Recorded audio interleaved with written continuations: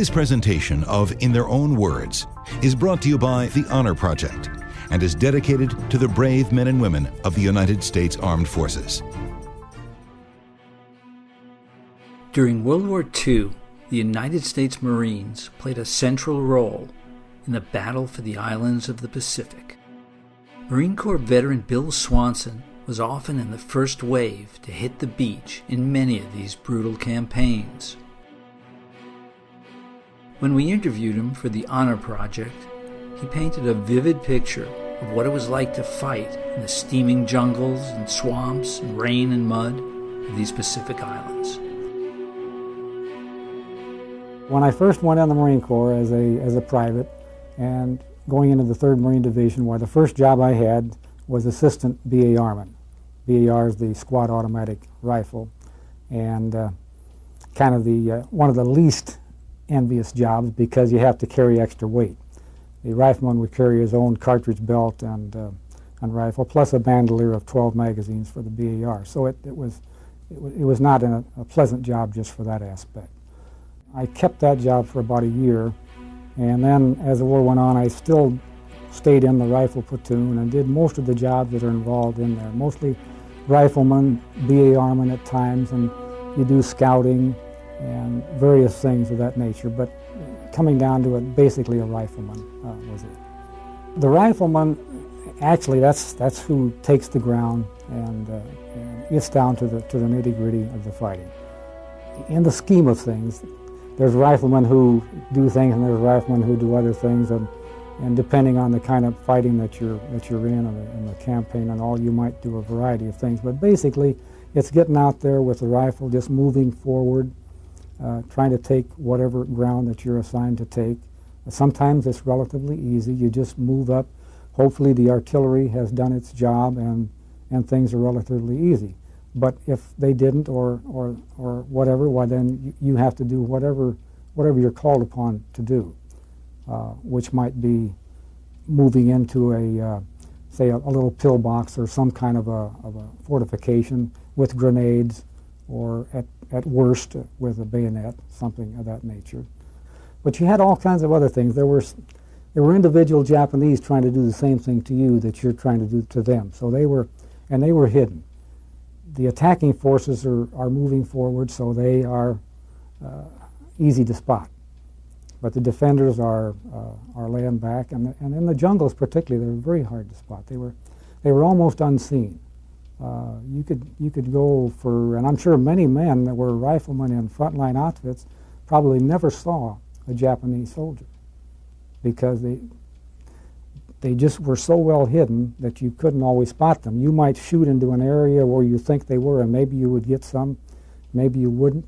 They also used psychological warfare to the extent that they would pull their dead and their wounded back whenever possible so that you wouldn't know that you had succeeded.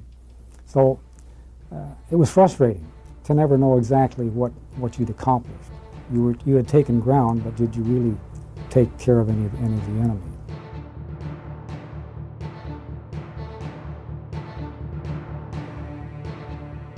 In the later campaigns, when we were dealing more with heavier concentrations of troops, then the attacking was done by little larger groups, and it was sometimes still came down to the old squad, which is basically who wins the wars. The sergeants and the corporals with the privates, and you go out and do this, and you go out and do that, and you move up and take whatever is expected of you to take. But back in the jungles, it was still squad action, but a lot more individual. And but the idea is still, he's the guy that has to take the ground. One of Swanson's first campaigns was in November 1943. He was on the front lines of the assault on Bougainville in the Solomon Islands. In the earlier campaigns, the one I'm most familiar with is Bougainville, and it was a small-time operation in a sense compared with the later ones that came up. There was basically 2 regiments of our division that landed, and we had, if I remember correctly, the support that we had were destroyers, firing their probably 5-6-inch guns, something like that, and we had some aircraft coming in to strafe the beaches just prior to the landing. The troop transports even fired their deck guns. Particularly when we were getting ready to land, our particular landing net was up at the bow of this one ship, and it was pointed in towards the island, and they were firing a 5-inch deck gun from there. So later on, while the troop transports, their little bit of gunfire didn't amount to anything. But there, at least it seemed to help, and they used that. So this went on probably by the time there was much of this firing going on, the first waves were in the boats, or getting down the nets into the boats and circling around out. And the first step was everything seemed to be set up in boat groups of maybe 8 or 10 boats. And they'd go out and circle until word came, to begin forming the wave and getting through from there. So once that communication came into the coxswains, they'd peel off out of their circle, and usually it'd come into sort of a rough V and start heading toward the beach. And then as they began moving closer in, the V would begin picking up the wings until eventually you had a rough line going across. And about 2 or 3 miles offshore was what they called the line of departure. It was a picket boat of some kind that had communication with the command ship. This was the last chance to stop the operation was there. Once the boats were past there, there was no other way for communication, and so the landing was on no matter what. And so during this time, then the ships would be shelling intermittently with the aircraft, depending on how well coordinated this was and how much of a danger the shelling would be to the aircraft coming down. So, did you see all this while it was going on? Well, I didn't see so much of it on Bougainville because we were in the boats and getting ready to go in. In some of the later campaigns, I saw it a little bit better. But in the boats, in the landing craft, you couldn't see what was going on. We couldn't see that much. We were kind of busy thinking about what we were going to do, and at the lower level down there, looking out, you just couldn't see that well. You could hear some of the things that were going on, but we were pretty well intent on what we were going to do, getting ready, and as we passed the line of departure, then we were forced to get down below the gunwales, assuming then that we would be getting closer into where Japanese fire would be easier, to hit us. And there was arbor plating on these landing craft, not heavy, but enough to stop rifle bullets and this kind of thing. So from the time we passed this line of departure, we were pretty much out of it, except for what somebody would tell us. And then we'd head on in, and the guy would call out 1,000 yards to go or 500 yards to go. And in our particular boat, we were landing in the first wave, so we had a couple of machine guns set up at the back of the boat. And at about 500 yards, if I'm not mistaken, they opened up to strafe the beach. I don't think it did too much good because of the way the boat would be moving around, but it probably made us feel good. Maybe that was what it was for. Then getting past that, of course, we lost all track of what was happening except in our little space there. And then the landing just occurred at the point from there.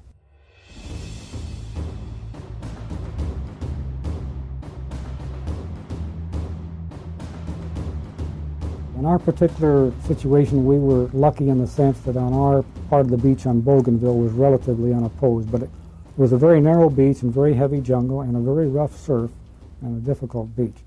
So our boat came in and hit a sandbar about 50 yards offshore, and the coxswain just lowered the ramp right off the bat, and we were ordered to move out, which we did, and went into water which, with the wave action, just was completely over our heads.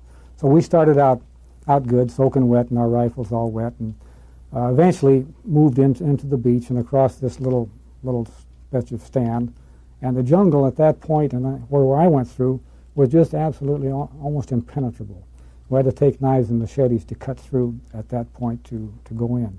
As we got into the jungle canopy then, it was probably a little bit easier, but still it was just constantly cutting vines and just moving through and trying to keep contact with different other parts of your group, sometimes going through swamps, and on that particular thing also about somewhere between a half an hour to an hour after we landed, the Japanese aircraft came in and began strafing the beaches and the jungle areas in there. And this was the only time that we really got strafed, and it was a very terrifying, very terrifying. In the jungle especially, you couldn't, the canopy was so solid up there that you couldn't see the sky, so you couldn't see the planes or have any idea how close they were, but the sound was just unbelievable. It was just the sound of these roaring engines coming down, and the sharp crackle of the machine gun fire coming down just literally scared the living devil out of you. We really didn't know what the heck to do, except all we did was just hit the ground and try to make a small little target as we could, and that was my first real terror, and the first time that I really prayed in desperation, and the first of many times later on. But it was a very terrifying thing to go through. I after that, at different times, I thought of the Japanese, under our strafing and rocket attacks and things like that. And sometimes I almost had to sympathize just a little bit, not too much, just a little bit.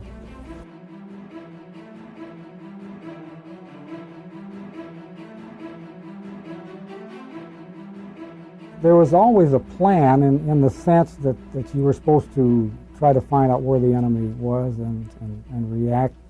Again, it comes down to the corporals and the sergeants usually to try and figure that out. A lot of individual guys, again, depends on where you're sitting. Whether you had a good view, say, of where the fire was coming from and somebody else didn't, well, then maybe you either would point the way or start moving in that direction.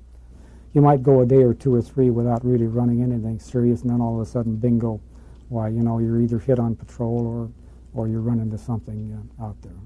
One time we were hit. We were on a patrol out quite a little ways in front of the lines on this particular day, and matter of fact, we were out to try and locate what was supposedly a fairly good-sized Japanese buildup for an attack on the lines, and so we were seeing signs of the enemy for some period of time, and we knew there was a sizable force out there, but our job was to locate them and then try to get back and let the artillery and what have you know about it.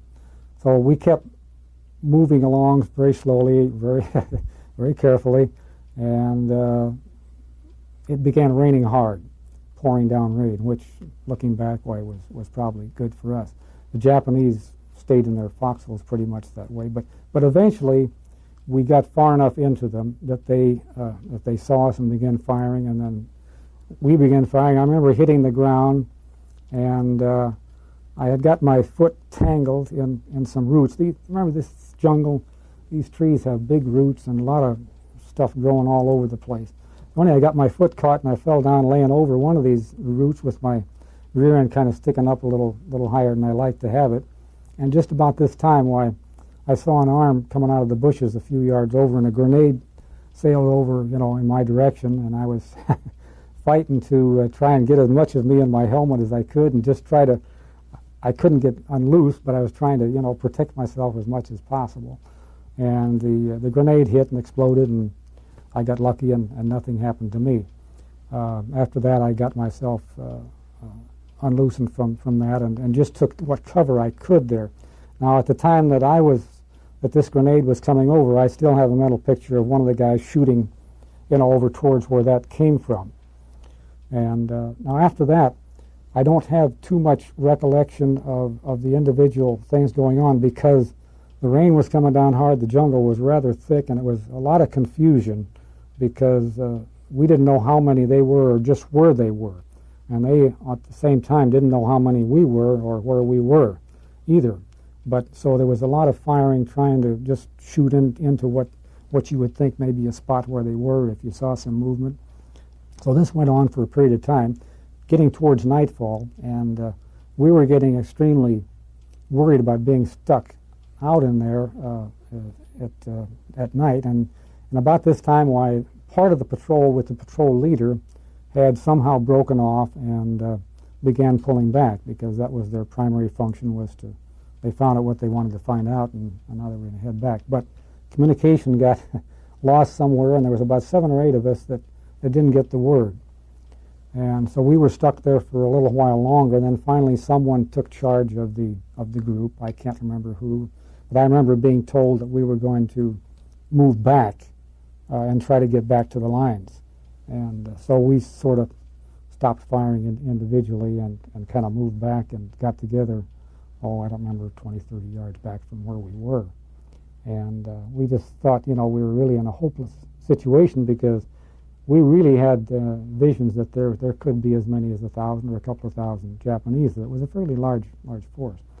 And so we thought, well, all we can do is really just take a chance and just head for the lines and try to do the best we could.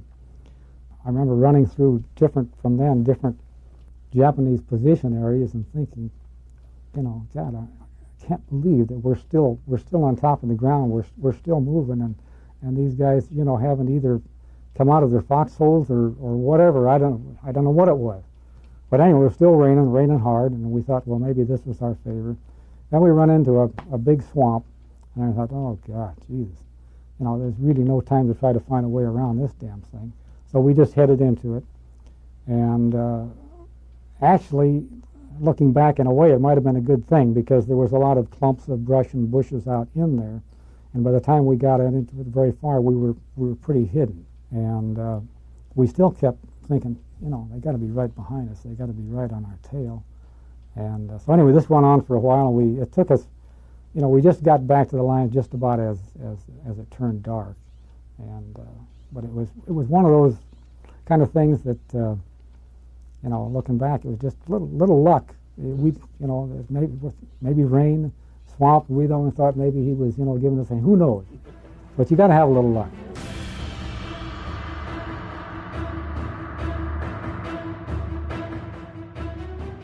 At this time, those kinds of things, was there air support during those, or no? It No, was those were just strictly reconnaissance patrols.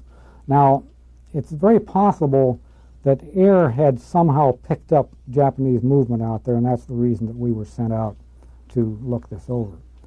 But otherwise, all this kind of thing was just strictly ground and small units in general. We'd go out and patrol quite often with our squad, which could be anywhere from 8 or 10 guys to maybe 4 or 5, depending on how long into the campaign we were. So that was generally the way that we patrolled. We'd go out, we had a certain distance that we were supposed to cover and make sure that the Japanese were not in our area. I remember one day we were patrolling out, we'd gone, walked up this river for some period of time and walked back in there, and it was I don't know why, but it just seemed like kind of a spooky place back in there where we finally wound up before we headed back, and we never ran into any trouble though. It was easy. It was just miserable, but we got back okay. But the next day, another patrol from our company went out in the same area and got hit with a Japanese ambush, and several guys were killed, and it was a very different kind of a thing. I often wondered, now, did they see us out there and think, well, we'll wait for a better opportunity, or we got away before they got set up, or, you never know. Again, it's just strange how things happen in different ways. Was the patrol's objective to engage the enemy, or just to find out where they were? No, mainly to find out where they were, engage them if they were there. There were different kinds of patrols. Sometimes they'd go out deliberately to try to set up an ambush. Trying to find a Japanese patrol, because they're doing the same thing. It's the eyes of the leaders. Is the only way they know really what's going on is by somebody go out patrolling. It was basically very miserable living conditions. It was a very heavy jungled island, a sort of steep mountains inland, a rather level beach area, and then it went into steep mountains, very, very heavy jungle and many swamps, a lot of rainfall, a lot of mud. As a matter of fact, it was so muddy that trucks and things like that could only go certain distances, and then they just bogged down. They began using amphibious tractors in there, the first time I'd seen them used, just as a means of transportation, because they could go through the swamps and they could go through this mud and stuff like that. But it was an extremely difficult kind of a place to deal with. And in the daytime, it was just constantly moving through, some type of jungle or swamp. Sometimes, even in the daytime, it's amazing how thick that thing can get. You could literally reach out your hand, and lose the guy next to you if he wasn't, that close. And they had they had a bunch of all kinds of trees and vines and whatever. One we called the Wait a Minute vine, which was a very thin, wispy vine that hung down, but it was very strong and it had very sharp little hooks on it. So this grabbed your clothes or grabbed your neck or something like that, or your arm, why you just had to wait a minute to untangle because it was too strong to. If you pulled, it's going to rip your arm pretty good, or just trying to hang your clothes up. So anyway, Wait a Minute vine was one of the little things. What was worse, daytime or nighttime? Well, daytime was bad, and we kind of always said that the days are hell below the nights, because the nights were really worse for us on the front lines.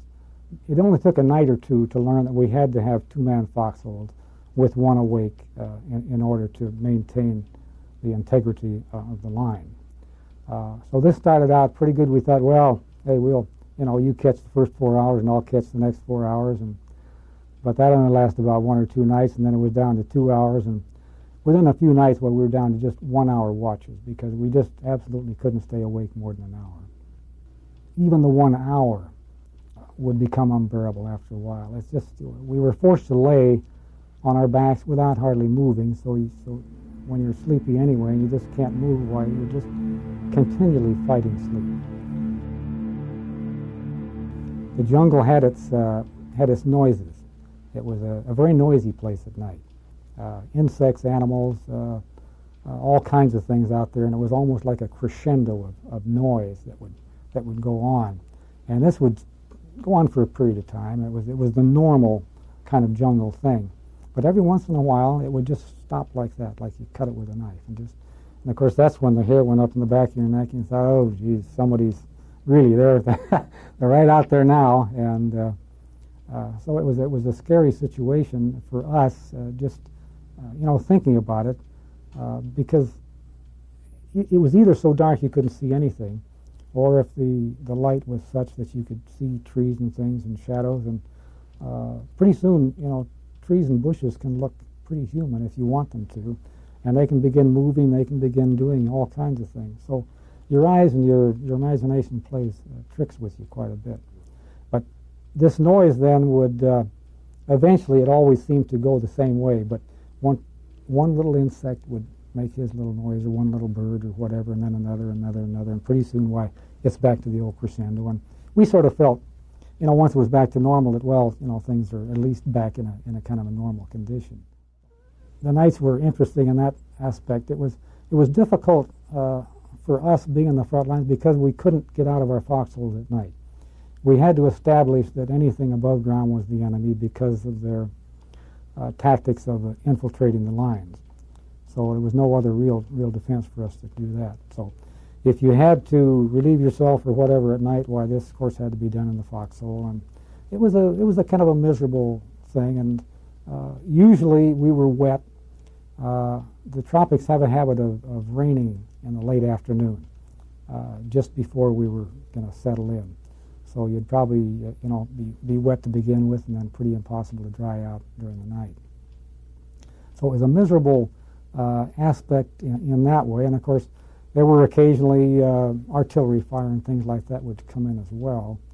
And no matter where artillery fire is, the unpredictability of it, not knowing where it's going to hit, it may not be going to hit close to you, but you don't know.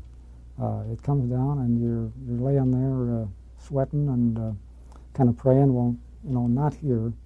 Not he's going to hit someplace, but not here. And it just another one of the things that made the nights.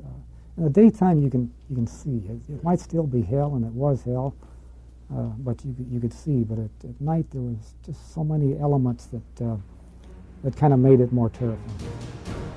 Swanson told us that even the simple things, like resupply, were difficult under these miserable conditions. Well, resupply was pretty much a do-it-yourself thing. We naturally ran out of food, and we would run out of ammunition and water and things like that. Water was always critical. In the jungles particularly, you sweat terribly, and even though there's raining all the time, or a lot of the time, you can't always capture this water. and there's not always streams, and even if they are, they might be suspect, so it's not that easy to get water. So consequently, we were always very thirsty, and water was a big item to try to bring up. Food and ammunition, naturally, we used certain amounts of, and so when it came time that we needed it, or that the dumps had been brought up within a distance that we could go back, maybe 500 yards or half a mile, something like that, why then we would go back at the end of the day of moving up. Why so many guys would be ordered to go back and pick up supplies and bring them back up. So this was our supply way, was do it yourself. Later on, and in different campaigns where you could bring vehicles up, why it was a little bit different. But in those earlier campaigns, it was pretty much just go get it yourself. What was the objective, Marines' objective, the military, what was their objective on Bougainville? And how did you achieve it? Well, the main objective on Bougainville was to neutralize the Japanese that were on there, neutralize the air bases that they had, establish our own air bases, and the intent was never to capture the whole island, but to take enough of it that we could establish 2 or 3 air bases and take control of the island. Why was that important? Well, it was important because we were trying to neutralize other bases like Rabaul and those other Japanese bases that were nearby. Shortly after we went into Bougainville, the 1st Division went into a place called New Britain, which is actually the island that Rabaul sits on. And so this was the kind of a twin thing. That was one of the big Japanese bases down there. So a lot of it at that time was to neutralize those bases, gain control of the air and of the sea as well down there, deny the Japanese that same thing.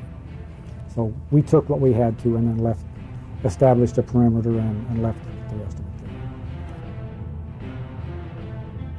there. In relation to Bougainville, I was going to mention one thing in order to give the Army a little bit of credit. We left Bougainville at a time where we had our perimeter secured, but then the Japanese eventually did build up a sizable force out there and attacked the line somewhere 2 or 3 months after we left. And it was a sizable battle that went on. But the Army did do their job, and they took care of it. How tough were the Japanese soldiers? Japanese were really very tough. They had a different, mindset, and they were fighting for a different reason and a lot of things like that than we were. I would imagine that they knew fear the same way that we did. They certainly dealt with it very well. I had to give them grudging admiration for the fact that they would fight to the bitter end, knowing that they were going to be killed or horribly wounded in some sort of way somewhere down the line. But in giving them this grudging admiration, we also hated their guts. We really got to where we didn't really consider them human, and they probably thought the same about us.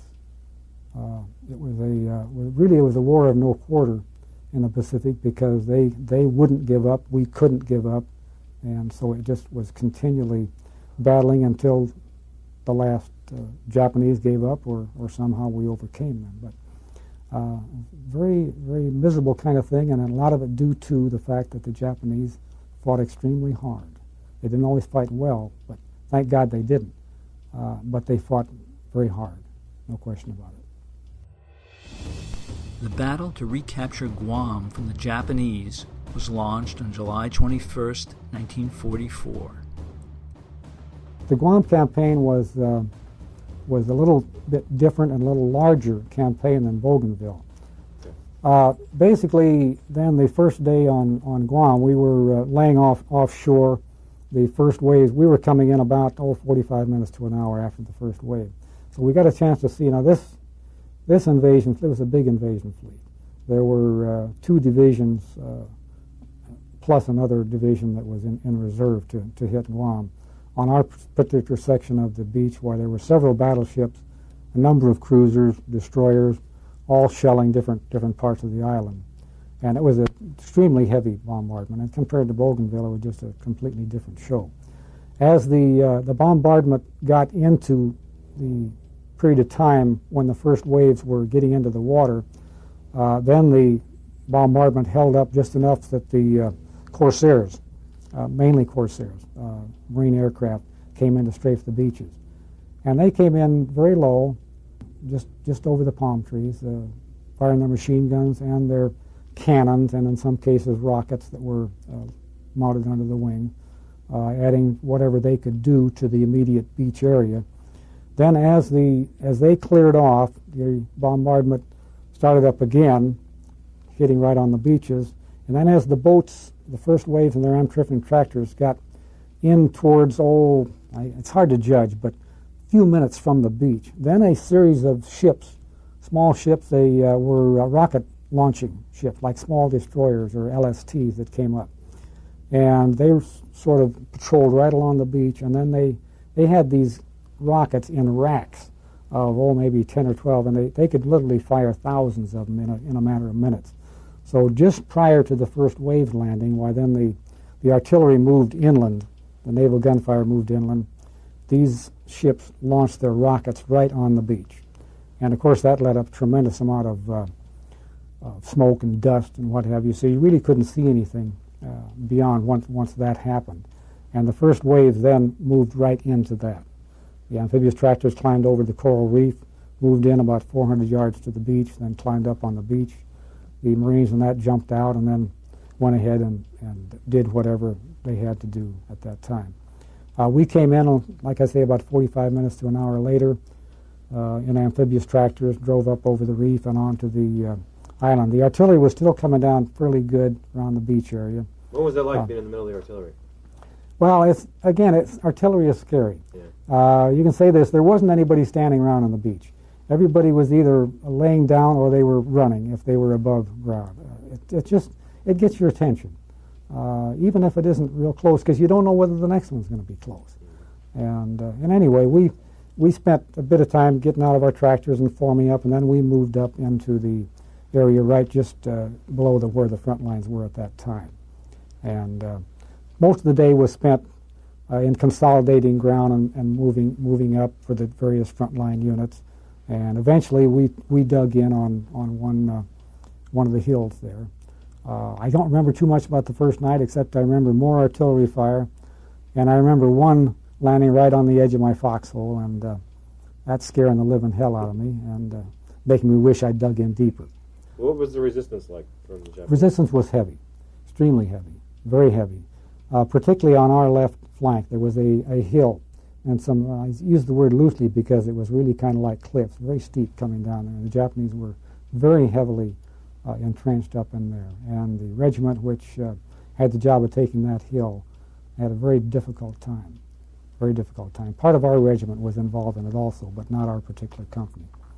And it was just, some parts of it were just almost like going up a cliff. And of course they were firing down on the guys as they tried to move up. And just a very, very difficult thing, expensive in terms of casualties to get up there, but eventually they did, of course. How long were you on Guam? The campaign lasted about 20 days, and then we secured the island on about the 10th of August. And then we stayed on Guam after that. We had taken Guam fairly fast and left a lot of Japanese hiding out in different places. So our job was, we built a camp and then got replacements in and more or less recovered from the Guam operation and prepared for the next one. And meantime, during that time, we patrolled constantly the hills and canyons in the area that we were given to patrol, trying to get rid of whatever Japanese were left in there. So it was a fairly busy time for us, and no liberty. So it sounds like the war, as a Marine, you would see little bits and pieces of the war, your bits and pieces, but then the war would sort of move on or beyond you. I mean, is that sort of the way it worked? Well, in a sense, that's true. You only knew, the little bit that you were involved in. You were a small, in the infantry, you're always a very small group involved in a very large group, which is involved with sometimes a larger group. And you really have no way of knowing what goes on much. Your little world is just, there where you are. Well, I guess the parallel I'm trying to draw is, in Europe, it seems like frontline troops would push forward, and just keep pushing forward, where in the Pacific, it was a different sort of Yeah, I see what you're aiming at there. The front, in other words, the landmass was, the whole thing was going to be taken. right. Whereas we might have said we took Bougainville and then we went back to Guadalcanal and for our R&R, so to speak. I use the term loosely. And but from then it was maybe 1,000 miles to the next island that we were going to take, which was a small island, 15 by 25 or 30 miles. So all we knew is that little island, that we took that, and then another 1,000 miles or whatever to the next island that we would take. So we didn't see, we weren't involved in the large landmass kind of thing that they were in. Next stop for Bill Swanson was the legendary Battle of Iwo Jima. Iwo was, of course, the worst, for the Marine Corps. Islands like Bougainville were terrible in their own way, but Iwo was so much worse in the terms of casualties, in the terms of heavy artillery, and this kind of thing that they're really, it's hard to compare, and yet you can't take away campaigns like Peleliu and Saipan and even Guam and Tarawa and those others. They were also terrible. Iwo was just smaller, more concentrated. The amount of people to fight was a smaller number compared with in some of the areas that were actually doing the fighting, because it was just, there wasn't the room. You were continually frontal attack. Now, I was lucky on Iwo. I only stayed a couple of days.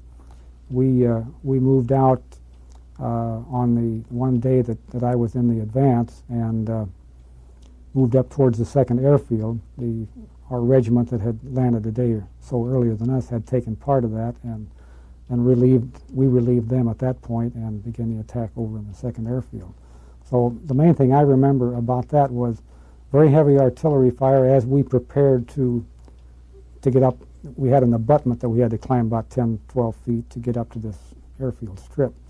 And as we got the word to move out, why we moved out up across this onto the airfield and began receiving fire from a number of different kinds of weapons and from different positions. They were using anti-tank and anti-aircraft guns off to our right, which were depressed and firing down across the field, and somewhere up ahead while machine gun fire was floating down, and artillery and mortar fire were coming from a variety of places on the airfield. So it was a very, very hellish place to be. Our casualties were quite heavy just along there, and by the time we got to the end of this one runway, and I was hit shortly after that, while I was laying on the ground, while I watched a number of people being hurt and killed while we were waiting to move out again, and finally it just happened to be my turn. And after I was hit, then I was ordered back, and it was a hard. It wasn't so easy getting back, because they had to cross the airfield again to get back, which I did, and I eventually made it back. But for the units that stayed on Iwo, it was very difficult. My company, which landed with around 200 men, had over 150 casualties. Now that's heavy casualties. The squad that I went in with, we had 10 men in the squad, and 7 of those were killed, and the other 3 of us wounded in one form or another. So this was the kind of thing that was happening. It was you just decimated sometimes whole squads and platoons on one objective. But, now, was there air cover going on while... We had air cover going on. It wasn't what you'd call a whole squadron of planes normally out, flying around and diving down.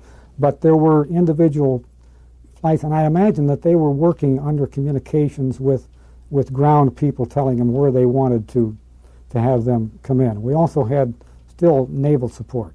This being a small island, naval guns could cover almost anywhere that they wanted. But the aircraft could get into sometimes areas where naval gunfire couldn't penetrate because of just the way the logistics of the land was. Where you wanted to go was hidden down in here, and the Navy would be firing from there. So the airplanes helped, mostly Corsairs and some dive bombers coming in as well. knowing that air cover was there, would you guys wait for the air cover to come in and then sort of move up? I mean, it would have varied. If you were ordered to go up and do, why, you just went up and did. Whether air cover was coming or not, why, that was somebody else's problem. Naturally, you wouldn't be advancing in while air cover was coming down. Hopefully not. These things happen sometimes. And they talk about friendly fire, and these happen in all wars. Swanson went on to tell us more details about assaulting the beach on Iwo Jima. It was a matter of you'd run away and hit the ground and then get up and run again. Now, this was a fairly good-sized area that we were attempting to cross. So we went longer probably than you would ordinarily. In attacking, areas, you don't move that fast that far. You usually go, just whatever distance that you can without being shot up too badly. And if you find that you're running into pillboxes, well, then you try and use whatever weapons that you got available. The planning was, and the idea was, we had BARs with us, and of course we had light machine guns, and we had mortars. We also had flamethrowers, and we had what they call pole charges. They were just blocks of TNT on a long pole that you could ignite and move up. So the theory was that if you run into a pillbox that you want to take, now the other aspect of this thing is that those are usually mutual supporting. So in a broad defensive line, there'll be one, and there'll be those able to fire on you while you're attacking this one. So the plan didn't always work real well. But the idea was to move up, if you had machine guns with you or BARs, try and cover the firing ports or whatever that you could see to keep the enemy down as much as possible. And if you had a flamethrower, you'd use him for the same purpose. Burn the guys out if possible, but also to keep them occupied while you had a guy run up with a pole charge, if you had one, lay it up there by the pillbox and blow it. If you had a tank along with you, even so better, while you let him do as much work as possible. But everything was kind of the plan was there, but you do what the situation called for. But I know that there were whole squads and even platoons that were decimated just taking one pillbox. It was just that difficult. So after the Marines were done with their part of the operation, what would happen? Army would come in, you guys would take off? In general, in the campaigns, the Army would usually relieve us at the end. Now on Guam, it was decided that we would establish our main base there, so we stayed there. But I'm sure that the Army came in on Iwo and whatever other forces. It was such a small place that they probably just had some type of occupation force that came in after that. Some of the larger campaigns, there was still activity going on for some time, so they needed a force to continue opposing the enemy. And the Army or whoever else would be sent in to do that. And then we would move out and train for the next and get ready for the next one. So there was training in between operations? Oh, absolutely. Continual. Marine Corps is continual training. Training and bringing in the new replacements. Every campaign you always had new replacements coming in to be filled in and the open vacant spots and then brought up with the training. So about the time you finish one training program, why then they'll call you and say, well, there's another 6 week training program coming up. So it was just constant. And we would have like Sundays off usually. Yeah. And the evenings probably pretty much our own, but there was a lot of little housekeeping chores that you had to keep up with. If we were in a tent camp, which usually when we weren't, fighting while we were, well, you'd have to maintain that. You'd have to maintain your rifles or BARs or whatever other equipment you had. So it was a fairly busy time. And there was no liberty, of course. These were, in our particular situation, after we left New Zealand, we never had liberty until we got back to the States, which was, over 2 years later. And it didn't work that way with all, but it did happen to work that way with us. With the busy fall season just around the corner, you might be looking for wholesome, convenient meals for jam-packed days. Factor, America's #1 ready-to-eat meal kit, can help you fuel up fast with chef-prepared, dietitian-approved, ready-to-eat meals delivered straight to your door. You'll save time, eat well, and stay on track with your healthy lifestyle. Too busy with your end-of-summer goals to cook but want to make sure you're eating well? With Factor, skip the extra trip to the grocery store and the chopping, prepping, and cleaning up too, while still getting the flavor and nutritional quality you need. Factor's fresh, never frozen meals are ready in just 2 minutes, so all you have to do is heat and enjoy, then get back to crushing your goals. Level up with Gourmet Plus options prepared to perfection by chefs and ready to eat in record time. Treat yourself to upscale meals with premium ingredients like broccolini, leeks, truffle butter, and asparagus. With Factor, you can rest assured you're making a sustainable choice. We offset 100% of our delivery emissions, source 100% renewable electricity for our production sites and offices, and feature sustainably sourced seafood in our meals.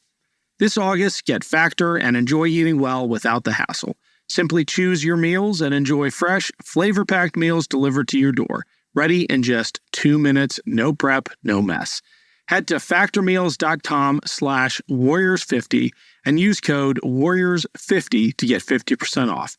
That's code warriors50 at factormeals.com/warriors50 to get 50% off. For the Marines, hazardous duty wasn't always related to an island assault. Swanson told us about a frightening incident on Guadalcanal. We used to unload the ships. Everything came in by ship, and there was no docks, so everything had to be unloaded by landing craft or barge. And they would use Marine working parties quite a bit because that was cheap labor. And so anyway, we would sometimes be detailed down to the beach for a week or two. And in one particular instance, we were down to the beach, and we were out unloading this one new ship that had come in. There were 2 of them in, one of them a few miles astern of this one. And I was on board ship. Sometimes we'd work the beach, sometimes the ship.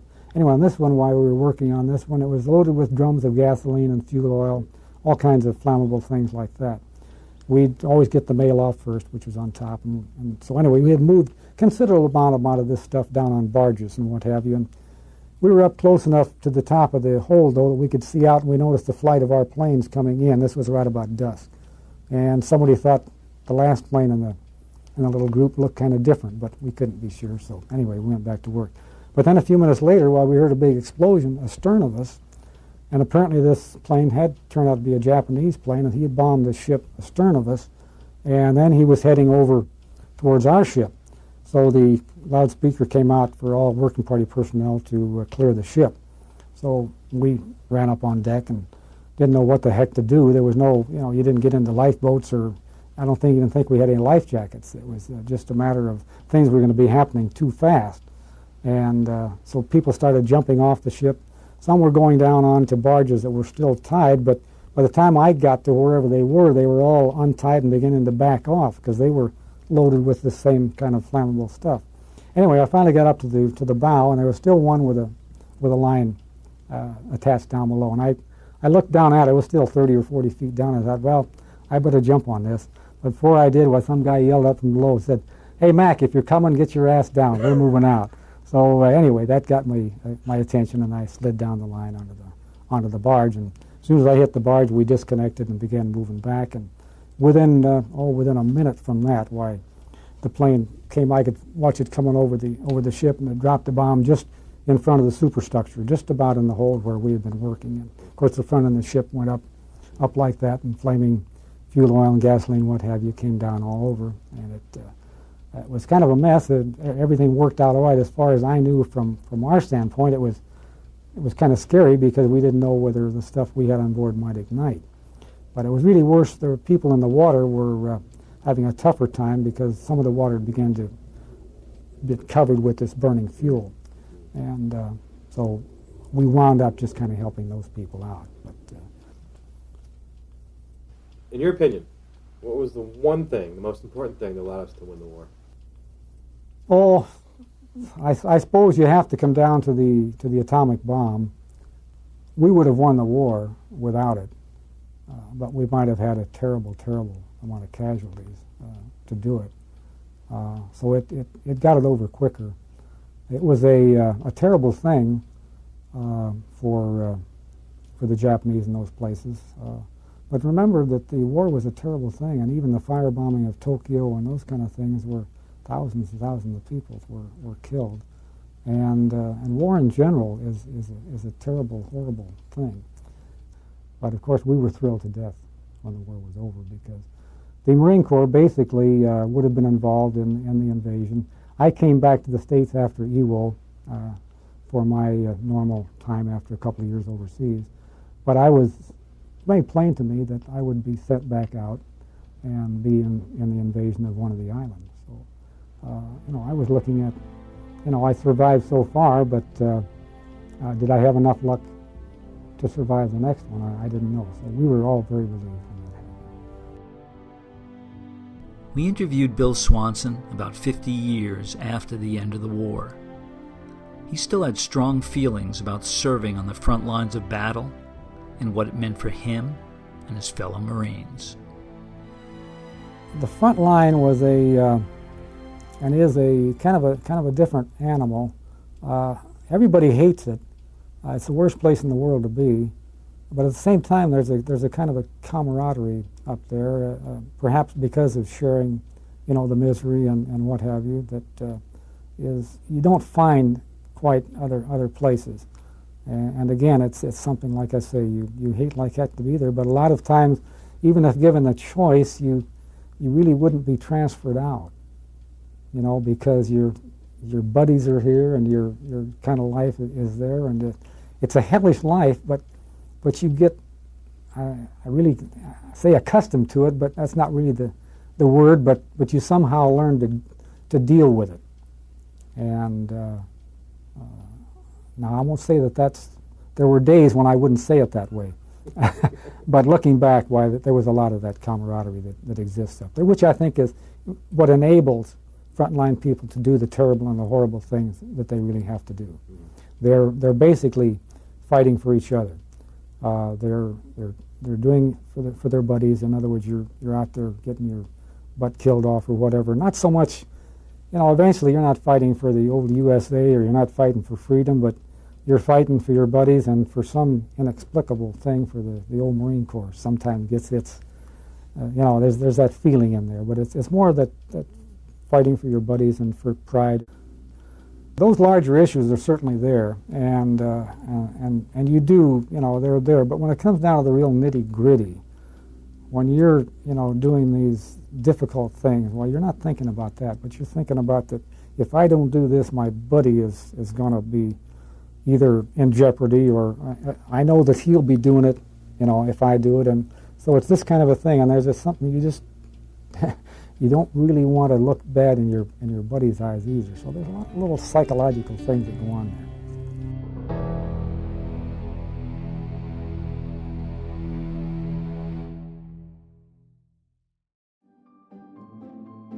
Greetings from Evergreen Podcasts.